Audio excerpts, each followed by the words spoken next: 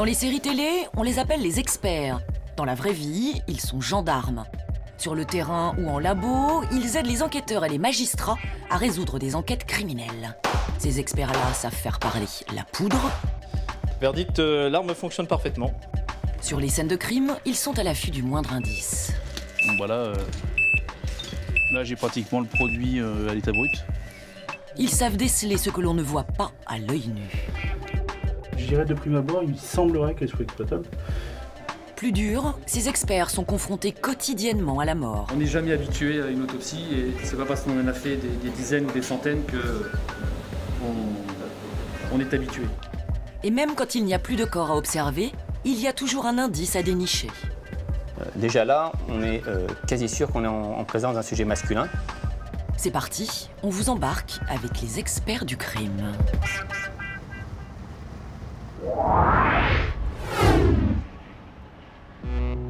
Nous sommes au fort de Rosny-sous-Bois, en banlieue parisienne. Cette caserne du 19e siècle abrite 250 gendarmes à la pointe de la modernité. Des experts qui mènent l'enquête de manière scientifique.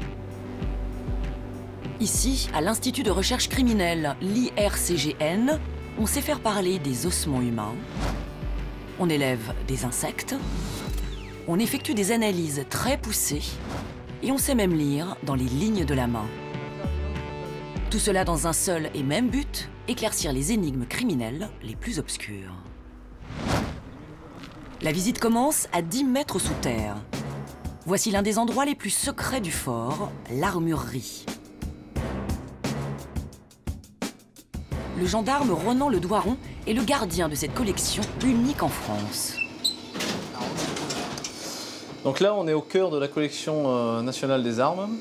C'est un peu notre bibliothèque de référence. Ça nous sert à comparer toutes les armes qui arrivent chez nous, à savoir si elles sont bien d'origine, si elles n'ont pas subi de modification ou si au contraire, elles ont été un peu bidouillées. 7000 modèles sont entreposés ici. Ils permettent à ce balisticien d'expertiser les armes retrouvées sur les scènes de crime.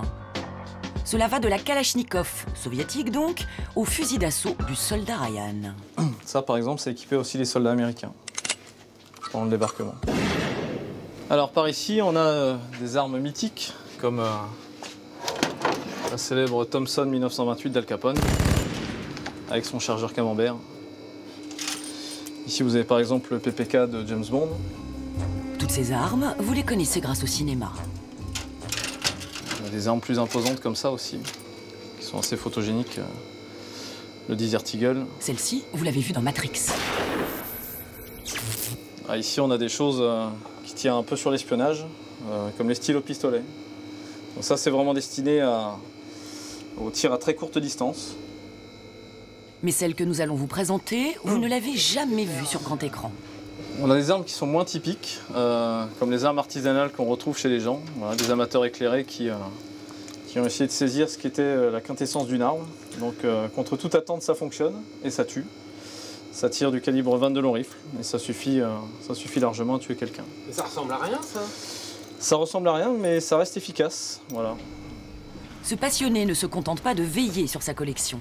Il est aussi capable d'expertiser n'importe quelle arme. Aujourd'hui, il s'intéresse à ce pistolet. Okay.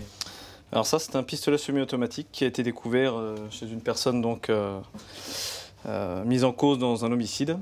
Et donc, on va essayer de déterminer ce que c'est comme arme, si ça a été modifié et surtout si c'est bien elle qui a pu tirer sur la victime.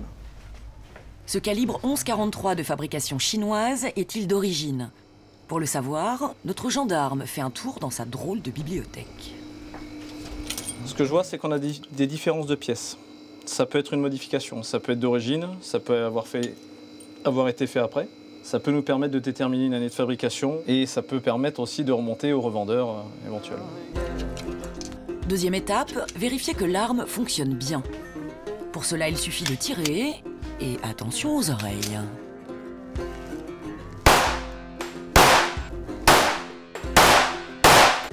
Verdict, l'arme fonctionne parfaitement.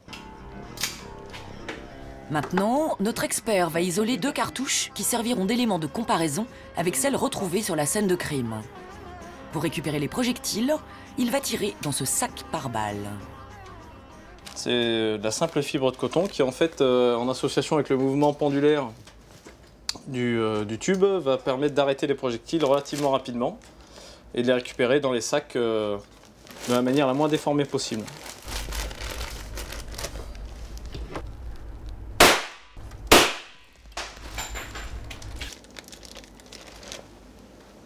Voilà, un projectile.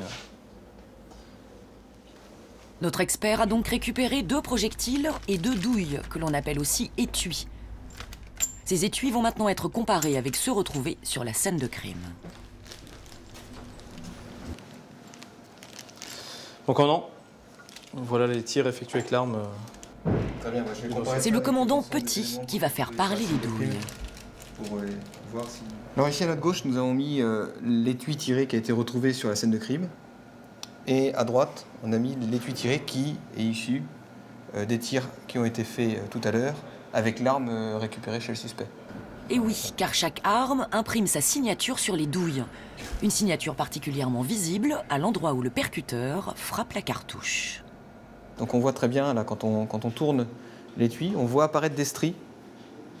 Vous voyez ? Et le but, c'est de voir si l'autre élément, l'élément de comparaison, possède également des stries. Et est-ce que ces stries, on va pouvoir les faire concorder avec la trace d'à côté. Donc là, on va travailler par juxtaposition. On voit l'ensemble des éléments concordés au niveau de l'amorce. Et donc, on va pouvoir soutenir très fortement l'hypothèse que c'était tiré par la même arme. Et voilà, le tour est joué.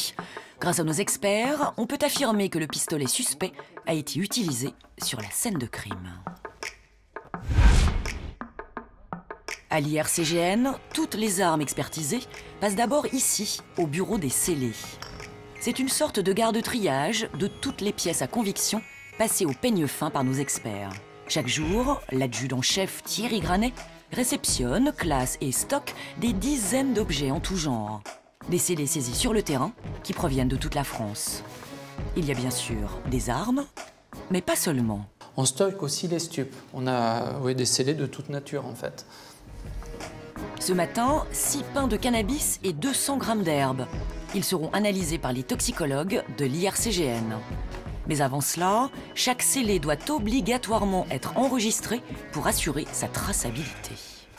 On a une base informatique qui nous sert à suivre le stockage et ensuite les divers échanges avec les départements criminalistiques de l'Institut pour savoir à un moment donné où est le scellé, s'il est encore en stockage, s'il est en cours d'analyse ou s'il est prêt à repartir vers le requérant. Les scellés sont ensuite stockés en rayons, et des rayons, il y en a beaucoup. On a à peu près plus de 800 mouvements de scellés par semaine à l'accueil. Donc à chaque fois, c'est une boîte avec 1 ou 2 ou 3 scellés dedans. Donc il faut les apporter à l'accueil, venir les ranger ici. Donc oui, on fait énormément de kilomètres dans une semaine. C'est assez sportif, voilà. Il faut s'entretenir physiquement. Chaque année, 20 000 scellés arrivent dans ce bureau et en repartent après expertise. Ici, il y a même une salle dédiée aux pièces encombrantes. Un pare-choc de véhicule qui est en haut. Ici, on a une presse avec des fausses plaques d'immatriculation. Après, ici, on a une vitre de train qui est ici.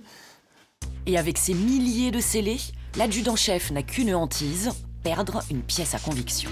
Ça ne peut pas arriver. Enfin, du moins, ça n'est pas arrivé depuis 9 ans que je suis ici. On n'a pas perdu de scellé.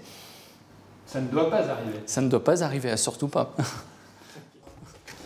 Avant d'arriver ici, ces fameuses pièces à conviction ont été saisies sur des scènes de crime par des gendarmes spécialisés, les techniciens en identification criminelle. Nous voici à Beauvais, dans l'Oise, au groupement départemental de la gendarmerie. Ces hommes sont techniciens en identification criminelle, des TIC pour faire court. Leur rôle, prélever des indices sur les scènes d'infraction. Et comme tous les lundis, c'est grand ménage à la caserne. Le camion d'éthique n'y échappe pas, inventaire général avant intervention. Bon, ça c'est tout ce qui est équipement stérile, des pinces Bruxelles, des champs stériles, des ciseaux, des piluliers, des écouvillons, des cure-dents, de l'eau stérile. Ça, c'est pour des prélèvements sur scène, des prélèvements biologiques. Hein. Dans ce labo ambulant, des équipements de toutes sortes pour prélever des indices, comme ces moules à plâtre, ou ces lampes spéciales qui révèlent des traces qu'on ne voit pas forcément, empreintes digitales ou fluides corporels. C'est l'arme fétiche des tiques. Ah ça, oui, on peut dire que c'est notre pistolet, oui, effectivement. C'est ce qu'on utilise le plus. Inventaire terminé. Petit coup de Karcher maintenant pour la route. Le camion est paré. Après, il est opérationnel, il est prêt à partir. Prêt à partir en intervention. Prêt à partir en intervention. Le camion n'attendra pas longtemps au garage. Première intervention avec l'adjudant-chef Jean-Christophe Poupard et le maréchal des logis chef Michael Raymond. Un cadavre a été découvert, alors ils se rendent sur place. Il s'agit d'un cycliste retrouvé mort le long d'une route. Une mort potentiellement suspecte pour le procureur de Beauvais. Le parquet demande le déplacement de la cellule ainsi que d'un médecin légiste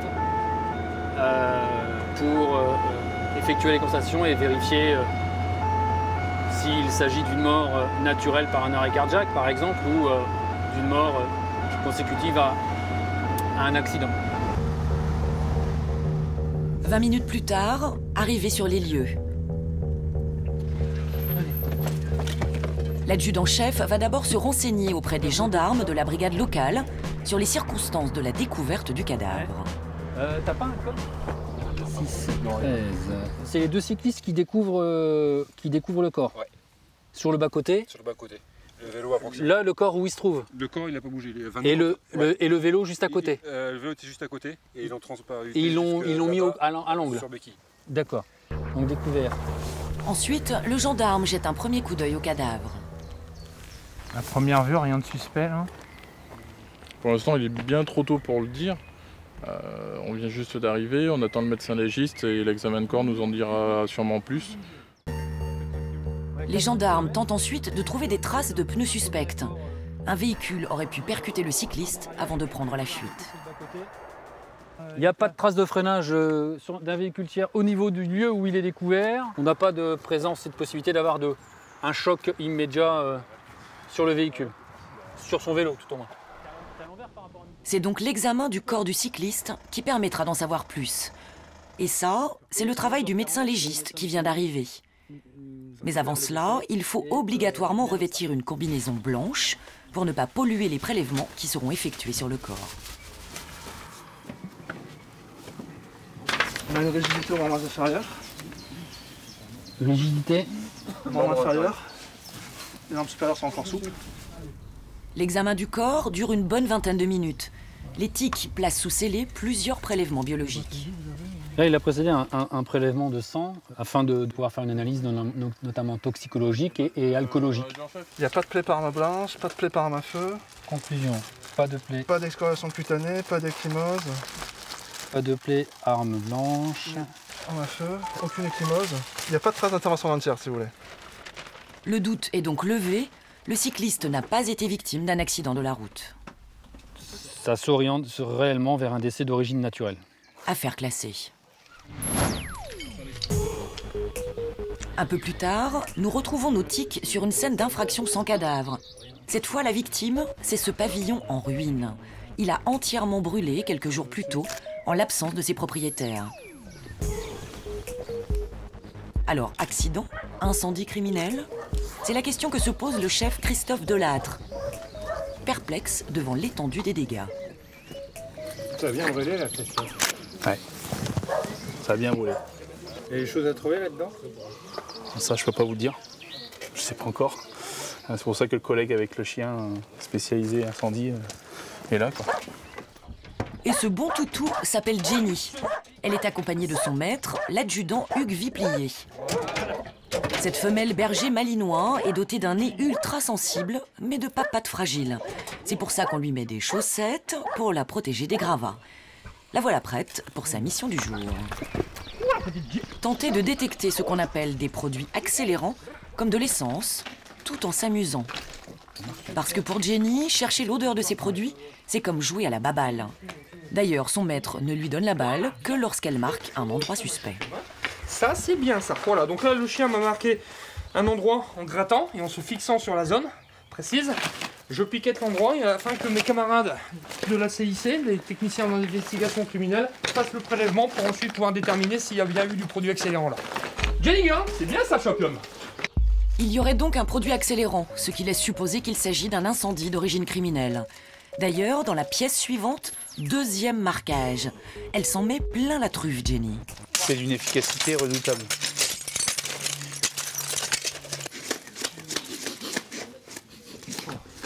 Un peu plus loin, troisième marquage. Cette fois, même un nez humain suffirait. Voilà, très très bien. Tu l'as au nez là. Ouais, tu l'as au nez. Ouais. On détecte déjà au nez les odeurs de produits accélérants. Mission terminée pour Jenny, qui a bien mérité sa récompense. Petit gâteau, un petit gâteau, hein, fille. Oh, oh, oh. Hop là. Allez, voilà, très très bien. Maintenant, les tics vont vérifier si le chien a bien travaillé avec ce drôle d'appareil. Moi j'appelle ça un reniflard tout simplement. C'est le nez électronique. En quelques mots, qu'est-ce que ça permet là, ce que vous faites? Ça essaye misérablement de remplacer le nez du chien. Confirmation du reniflard. Le compteur de l'appareil monte en flèche. Et on arrive à 30. Ça monte là alors? Ouais, non, là, on a eu quelque chose au sol. Bon, voilà, là j'ai pratiquement le produit à l'état brut. Voilà, on est à 106, ce qui est énorme. 108. Et même 118, aucun doute possible, il y a bien du produit accélérant. Les tics font des prélèvements qui seront envoyés à l'IRCGN. Les experts de Rosny-sous-Bois devront déterminer de quel hydrocarbure il s'agit. Avant de repartir, nos experts donnent leurs conclusions au major chargé de l'enquête. Tu peux obligatoirement déterminer que par rapport à ces deux zones, déjà, on est dans une origine humaine, et puis vu le lieu, c'est une origine humaine. Pas semblant pas être dans l'accidentel. Voilà. Ou alors ce serait vraiment, il faudrait vraiment être con et bourré pour pouvoir faire des conneries de ce genre. Tout à fait. Mais enfin bon, c'est pas logique. Quoi. Si ce n'est pas accidentel, c'est donc criminel. Mais qui a incendié ce pavillon?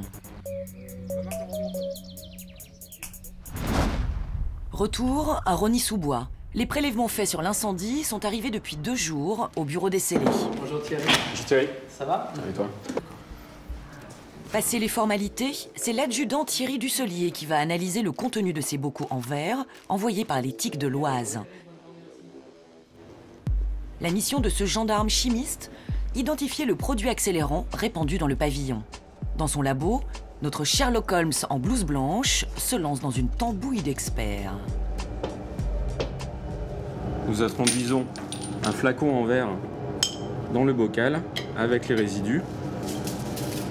Donc le produit éventuellement présent, le produit inflammable éventuellement présent et le matériau va libérer des vapeurs qui vont être piégées ensuite dans le flacon en verre. Et c'est lui que nous allons récupérer pour l'analyse. Et pour libérer ces vapeurs, il suffit de faire chauffer au four pendant 45 minutes à 90 degrés. C'est prêt. Nos chimistes récupèrent donc les petits flacons qui ont emprisonné les vapeurs de produits. Ces flacons vont ensuite être déposés dans une machine qui va analyser les vapeurs. Ce robot donne ses conclusions sous forme de courbes. Dans les vapeurs que l'on a piégées dans le flacon, nous avons un ensemble de molécules donc, qui vont être séparées par la machine. Chaque pic que vous voyez ici à l'écran représentant un composé donc présent dans ce mélange de vapeurs. L'ensemble des composés qui s'affichent à l'écran révèle finalement le nom du produit mystère. Ça y est, l'adjudant Dusselier a la réponse. Avant de rédiger son rapport d'expertise, il passe un coup de fil au chef de l'âtre qui a effectué les prélèvements. Ouais, je t'appelle pour te communiquer les résultats des analyses concernant la recherche de produits accélérants. Ouais. Donc les résultats sont positifs pour les 3 prélèvements, puisqu'on met en évidence du gazole, enfin du carburant pour véhicules diesel. Mais l'enquête est toujours en cours. Elle n'a pas encore permis d'identifier l'auteur de l'incendie. Bonne journée. À bientôt. Bonjour Aimé. Pendant ce temps-là, au bureau des scellés, les arrivages continuent. Tiens, par exemple, dans cette boîte blanche-là, qu'est-ce qu'il y a? Oh, j'ai une tête. J'ai une tête, j'ai un dossier, j'ai pas mal de choses. C'est fréquent des arrivages de morceaux humains? Oui. Oui, on en a régulièrement aussi. Bon, après, pas tous les jours non plus, mais ça arrive. Il y a aussi des sabres japonais, qui ont peut-être un lien avec la tête d'ailleurs. Bon, une tête, c'est un scellé qui n'attend pas. On l'emballe donc vite et on la stocke tout aussi vite. On va aller déposer ce scellé au congélateur. Hein. Comme il s'agit d'un reste humain, bon, il y a une dégradation avec des odeurs, bien sûr, donc il faut le maintenir congelé pour qu'après il soit en plus exploitable. Notre scellé au congélateur. Alors, qu'est-ce que vous avez là-dedans là? Ça a l'air bien garni. Bah, c'est encore, enfin, comme toujours, c'est divers. On peut aussi bien avoir des restes humains que des, pardon, des vêtements pris, enfin, des vêtements trouvés sur un noyer ou autre. Ce matin, le congélateur va encore se remplir. Alors là, je suis en train de récupérer, apparemment, ce sont des doigts. Ouais, des doigts. Alors, 1, 2, 3, 4, 5, 8... Une pochette par doigt? Une pochette par doigt, un scellé par doigt. Voilà, de 1 à 10, 7, 8... Le compte est bon. Alors, une tête, des doigts sur une journée, vous allez arriver à reconstituer tout un corps tiré aujourd'hui? Presque, presque. Il nous manque encore des morceaux quand même. Et pour ses doigts, même tarif que pour la tête. Direction le congélateur. Hôpital de Creil, dans l'Oise. Unité médico-judiciaire. Aujourd'hui, l'adjudant-chef Poupard et le chef Raymond assistent à une autopsie. La veille, une enquête judiciaire a été ouverte pour meurtre. On est sur l'autopsie d'une dame qui a été découverte hier, décédée à son domicile.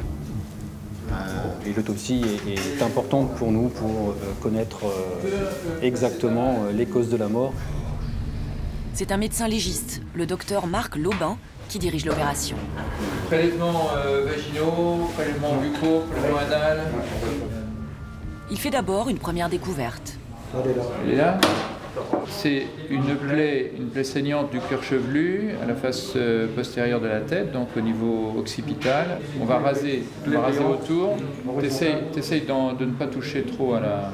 Vas-y. Le coup porté à la tête aurait-il causé la mort? Vous voulez le retourner? 3 cm de long. Ouais. Donc c'est pas, a priori, ça serait pas un coup mortel. Ouais. Cette blessure n'a pas causé la mort, mais les gendarmes ont leur petite idée. On cherche à déterminer si il y a eu ou non étouffement de la victime. On progresse gentiment, avec précaution. Là, c'est plus long. C'est même très long, près de 3 heures d'autopsie. Avec quelques moments délicats à passer. Là, par exemple, ce bruit désagréable, c'est le son d'une scie électrique. Elle permet d'ouvrir la boîte crânienne. On n'est jamais habitué à une autopsie et c'est pas parce qu'on en a fait des dizaines ou des centaines que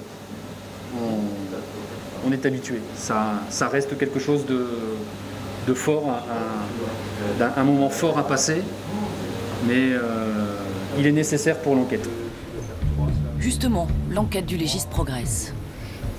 On observe des lésions des cornes de l'os hyoïde et de cartilage thyroïde.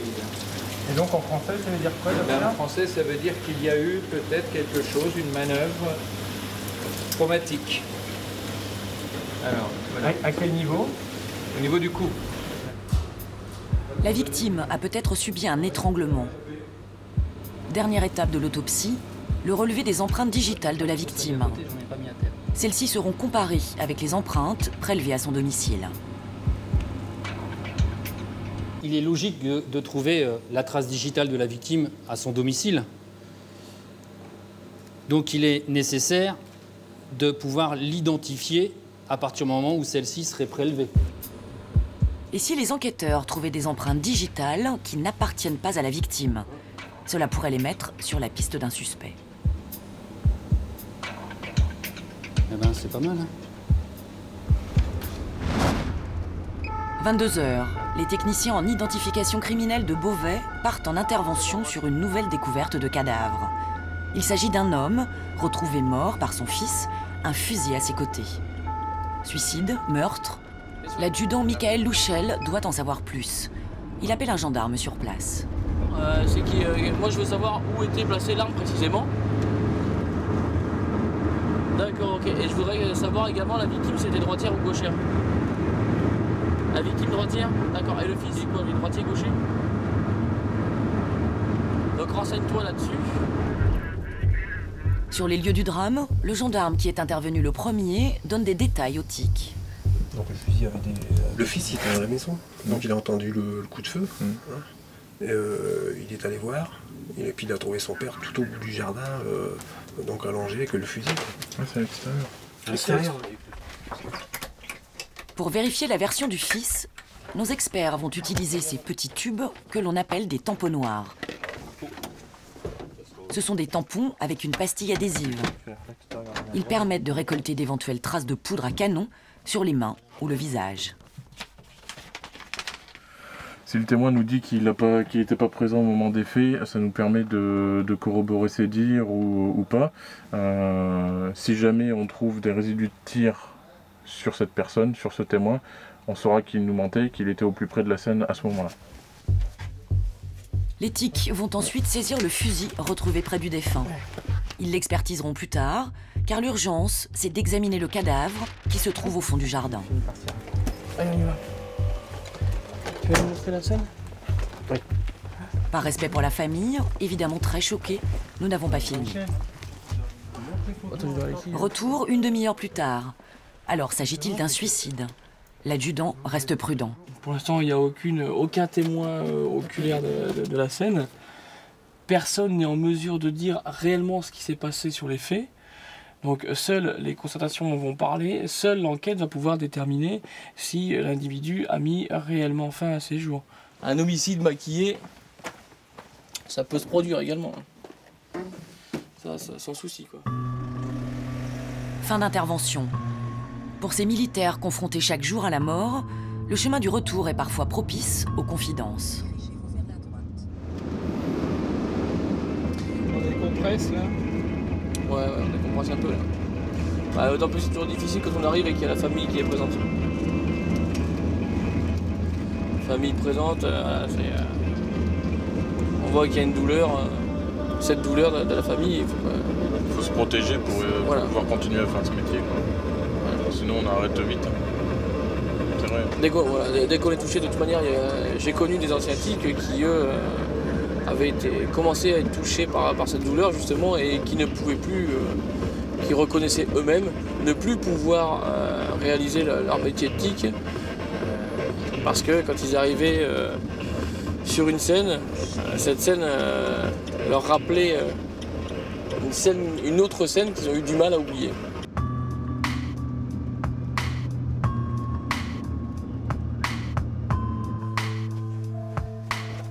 Retour à la caserne pour expertiser l'arme. C'est un vieux fusil en mauvais état. Les TIC prennent d'abord ses mesures. De la bouche du canon à la détente, ouais.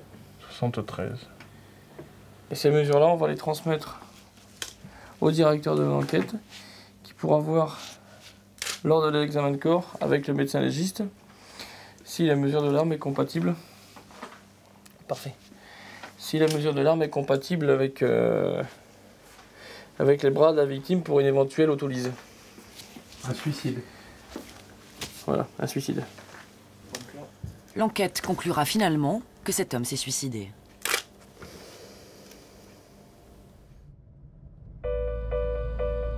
Aujourd'hui, la lieutenant Marion Berlot se rend à la caserne de Beauvais.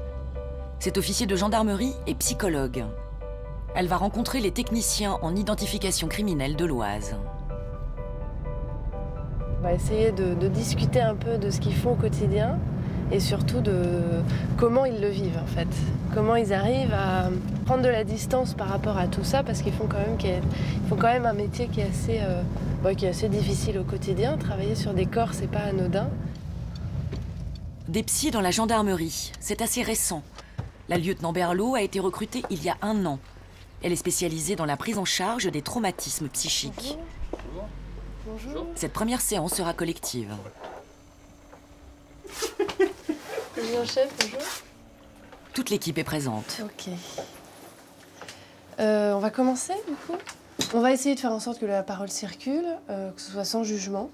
L'idée, c'est voilà, que chacun puisse s'exprimer, dire ce qu'il a sur le cœur. Et puis, ce qu'on va dire ici, ça reste dans ce cadre-là. Et voilà, il ne faut pas le réutiliser dans un autre cadre, dans un autre contexte, avec d'autres personnes, etc. Voilà, c'est la règle. Donc maintenant, on va rester entre nous et puis on va pouvoir commencer la séance. À l'abri des regards, la séance a duré 2 heures. Rien ne filtrera de ces échanges. Fin de la rencontre. Pour la psychologue, le bilan est positif. Allez, au revoir, au plaisir. C'est pas facile pour eux de se livrer d'un premier abord. D'emblée comme ça, un militaire, voilà, c'est un homme fort, qui a sa carapace, qui va essayer de se blinder aussi. Bon, quelque part, je crois qu'ils sont obligés aussi de se protéger comme ils peuvent d'une certaine manière. Après, on se rend compte que quand on leur donne la parole, quand on crée des espaces pour ça, finalement, la parole, elle se libère assez librement. Aujourd'hui, il y a un psy dans chaque région pour accompagner les gendarmes. Un renfort visiblement bienvenu sur le terrain. Ça a eu une utilité ce qui permet d'éviter peut-être, je le pense, le renfermement du technicien sur lui-même.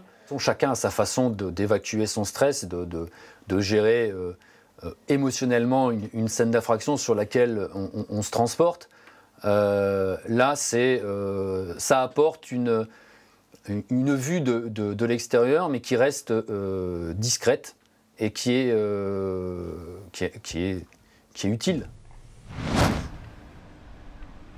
À Rosny-sous-Bois, les experts tombent parfois sur un os. Cela arrive même tous les jours à l'adjudant Franck Nolot. Il est l'un des 2 seuls anthropologues de la gendarmerie. Alors, qu'est-ce que vous avez dans les mains, là ? Là, c'est un scellé que je viens de récupérer au service Céline Scellé. A priori, c'est des restes de squelettes, donc on va essayer de voir à qui peuvent correspondre. À partir du contenu de ce sac, l'expert va donc tenter de donner l'âge, la taille et le sexe du squelette mystère.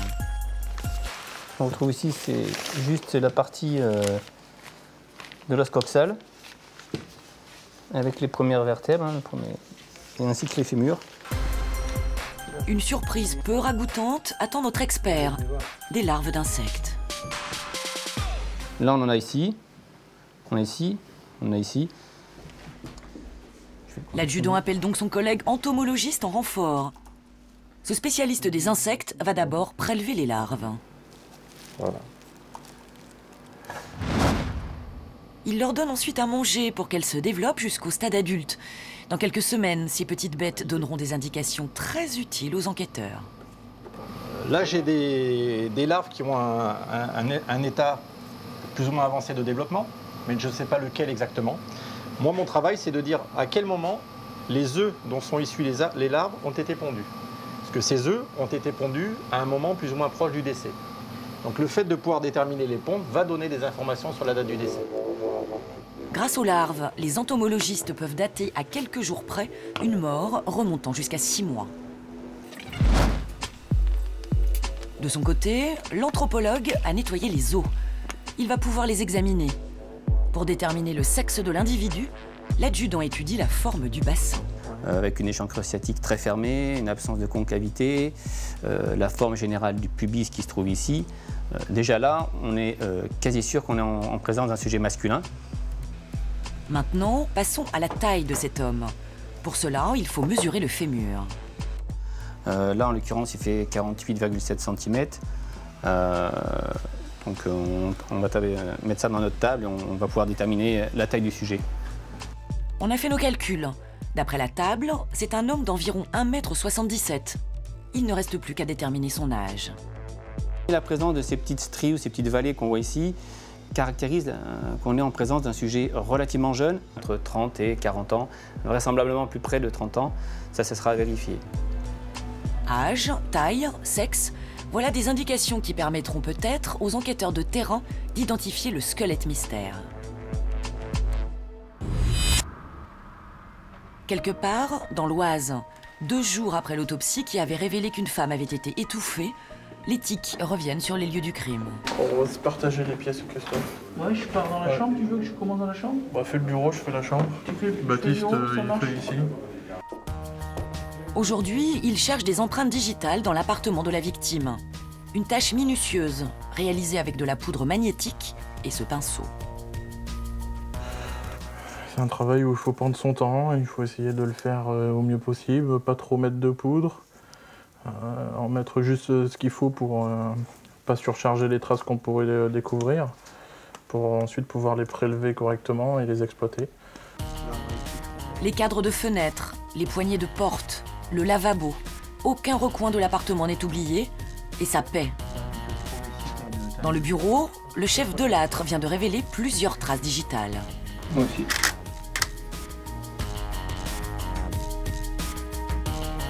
Tu vois un petit peu dans les lignes là, des crêtes digitales. Tu vois des petits trous, ces petits pores. Donc si on arrive à avoir une définition qui est assez propre, on peut travailler en meilleure qualité. Je dirais de prime abord, il semblerait qu'elle soit exploitable. Il ne reste plus qu'à prélever cette empreinte à l'aide d'un film plastique. Elle mettra peut-être les enquêteurs sur la piste d'un suspect.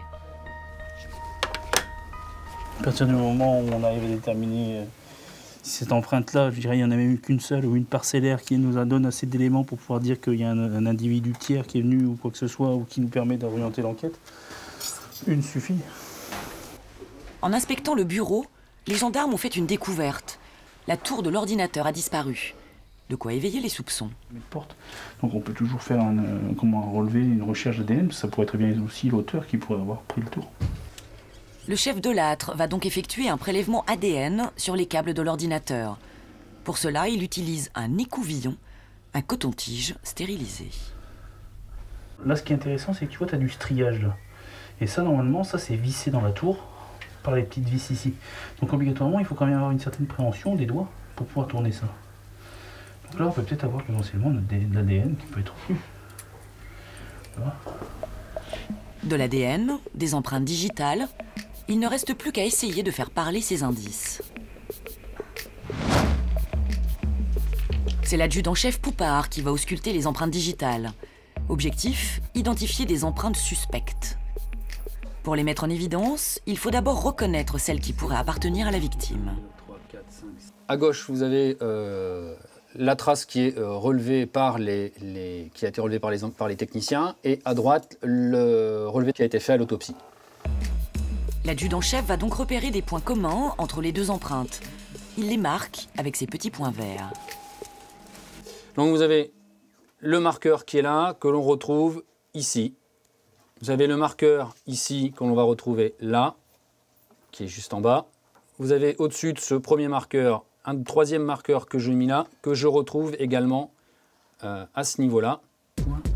Il faut 12 marqueurs communs entre les deux traces pour affirmer qu'elles sont identiques. Et là, c'est le cas. Pour moi, la trace de question correspond à l'index droit de la victime. Donc, cette empreinte n'est pas suspecte. Passons à la suivante.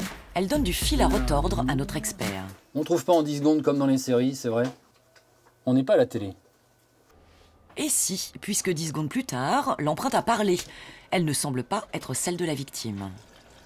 C'est une trace qui peut être tiers pour l'instant, avant confirmation par le deuxième technicien, mais qui peut être une trace tiers. Ça, c'est son pouce droit. Et là, on les a pas. On n'a pas de cicatrice, on n'a rien. Voilà. Conclusion, cette empreinte inconnue peut mettre les enquêteurs sur la piste d'un suspect. Encore faut-il qu'elle soit fichée quelque part. L'empreinte est donc transmise à Rosny-sous-Bois, au bureau des fichiers des empreintes digitales. Dans cette salle, les gendarmes comparent les traces en question avec les 4 600 000 empreintes fichées. Parfois, ça matche, parfois, ça ne matche pas. Notre empreinte inconnue n'a pas matché, mais elle restera en base pour continuer à être comparée. Péage de Chamant, dans l'Oise.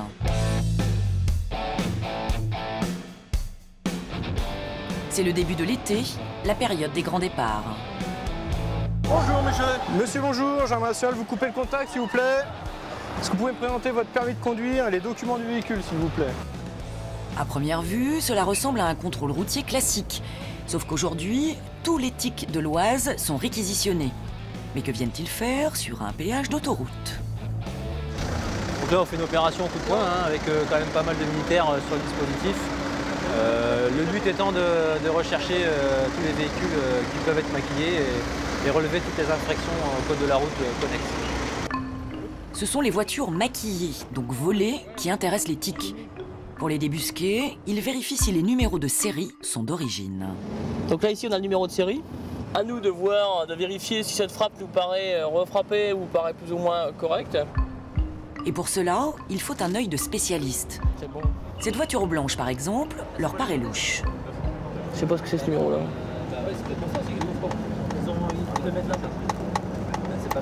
T'as un numéro, mais c'est pas un numéro d'identification, ça. Sur cette voiture, les tics relèvent plusieurs irrégularités.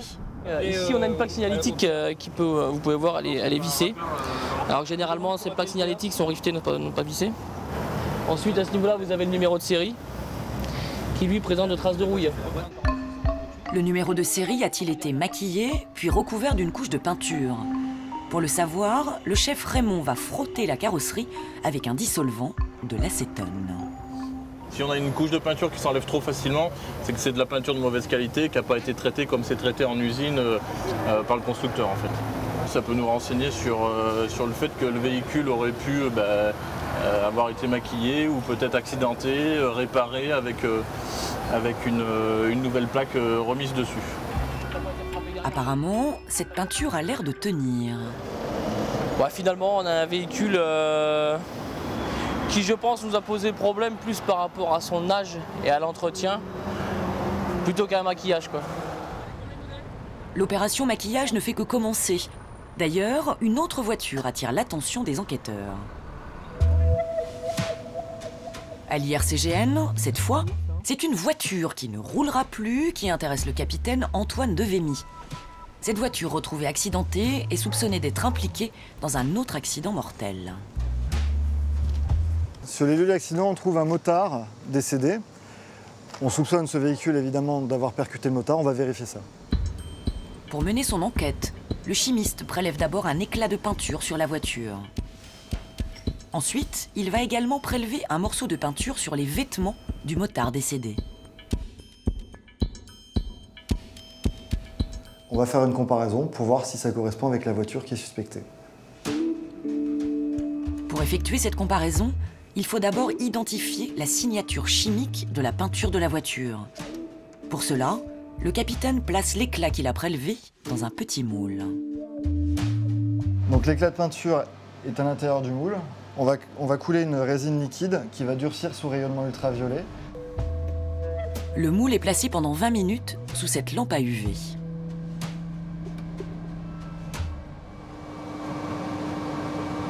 Donc là, je vérifie que ça polymérise bien, que ça durcit bien. Et une fois que ça a durci, notre expert va pouvoir couper des tranches ultra fines de l'éclat de peinture. Cela lui permet d'identifier les 4 couches qui constituent la peinture de la voiture, la fameuse signature chimique. On va analyser chacune des couches successivement, ce qui fait qu'on aura une information très très complète sur la composition de la peinture qui est apposée sur ce véhicule, qu'on pourra comparer à un éclat de peinture retrouvé sur les vêtements d'une victime. L'éclat de peinture retrouvé sur les vêtements du motard va lui aussi être analysé. Ensuite, les résultats pourront être comparés. Donc là, en rouge, on a la signature infrarouge du véhicule suspecté et en bleu, la signature infrarouge de l'éclat de peinture prélevé sur les vêtements de la victime. Donc on voit que tout correspond parfaitement. C'est donc plausiblement ce véhicule qui a renversé ce motard. La chimie a donc réussi à percer le mystère du motard percuté. Mais sur le péage d'autoroute de l'Oise, la pêche aux véhicules maquillés semble plus compliquée. À première vue, ça paraît correct. Bon, visiblement, il y a d'autres problèmes, mais on va peut-être poursuivre un petit peu le contrôle. Tiens, d'autres problèmes. Nautique serait-il sur une piste? Oui, mais pas celle d'un véhicule maquillé, car le chien ne lit pas les numéros de série trafiqués. Pourtant, la truffe a apparemment détecté quelque chose. Ah bien, Gabi. Ouais, ça c'est vous ça. Ah là, c'est quoi ça? Regarde là. Ah bon, là, on a des produits illicites, hein, des produits stupéfiants. Alors, vous êtes venu pour trouver un véhicule maquillé et en fait vous trouvez de la drogue. C'est vrai. On fait un peu tout. Hein. On peut pas laisser passer ça, quoi. Eh oui, nos experts restent avant tout des gendarmes. Et une fois de plus, ils peuvent dire merci à leur gentil chien-chien. Bravo! Attention pour les couleurs. Envoyez! C'est une tradition dans la gendarmerie, la montée des couleurs. Cette cérémonie a lieu une fois par mois à la caserne de Beauvais.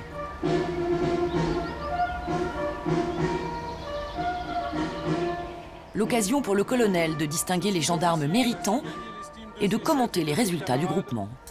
Bon, messieurs, dernière prise des couleurs avant le rush estival. Ce matin-là, le colonel tire son chapeau au technicien de la cellule d'identification criminelle. Et il revient sur le meurtre de la femme étranglée. Tout d'abord, toutes mes félicitations au personnel de la CIC pour leur action sur un homicide il y a 15 jours. L'auteur a été interpellé par la... Et il est actuellement dans nos locaux en cours d'audition. Bon boulot, mais je sais que ce n'est que le régime courant de fonctionnement de la CIC. Continuez comme ça. Rompez les rangs. Enquête résolue. Jusqu'à la prochaine.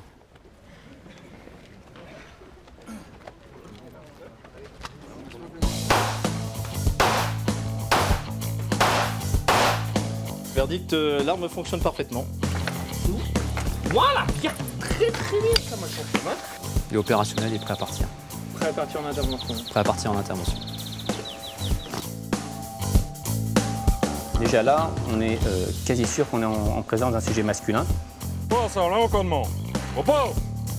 Advent! Attention pour les couleurs.